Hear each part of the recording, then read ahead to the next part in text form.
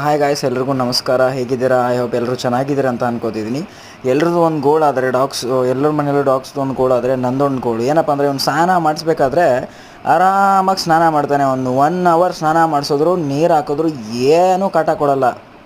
ಆದರೆ ಇನ್ನು ಸ್ನಾನ ಮಾಡಿಬಿಟ್ಟು ಒರೆಸ್ಬೇಕಾದ್ರೆ ಇಷ್ಟು ಗೋಳು ಇಕ್ಕೋತಾನೆ ಮರಾಯ. ಅಂದರೆ ಸಾಕಾಗುತ್ತೆ ಅವ್ನಿಗೆ. ಸ್ನಾನ ಮಾಡಿಸೋದು ಒಂದಾದರೆ ಅವ್ನಿಗೆ ಒರೆಸೋದೇ ಒಂದು. ಸ್ನಾನ ಮಾಡಿಸ್ಬೇಕಾದ್ರೆ ಏನೂ ತೊಂದರೆ ಕೊಡಲ್ಲ, ಆರಾಮಾಗಿ ಸ್ನಾನ ಮಾಡ್ತಾನೆ. ಎಷ್ಟಾದರೂ ನೀರು ಹಾಕಿ, ಎಷ್ಟಾದರೂ ಮಾಡಿ. ನಾನು ನೋಡ್ತಿದ್ದೀನಿ ಕೆಲವೊಬ್ರು ಡಾಗ್ಸ್ಗಳಿಗೆ ಬೆಲ್ಟ್ ಲೇಸ್ ಹಾಕಿ ಕಟ್ತಾರೆ, ಮುಖಕ್ಕೆಲ್ಲ ಮಾಸ್ಕ್ ಹಾಕ್ಬಿಟ್ಟು ಸ್ನಾನ ಮಾಡಿಸ್ತಾರೆ. ಬಟ್ ಇವ್ನಿಗೆ ಆ ಥರದ್ದು ಯಾವುದೂ ಅವಶ್ಯಕತೆನೇ ಇಲ್ಲ.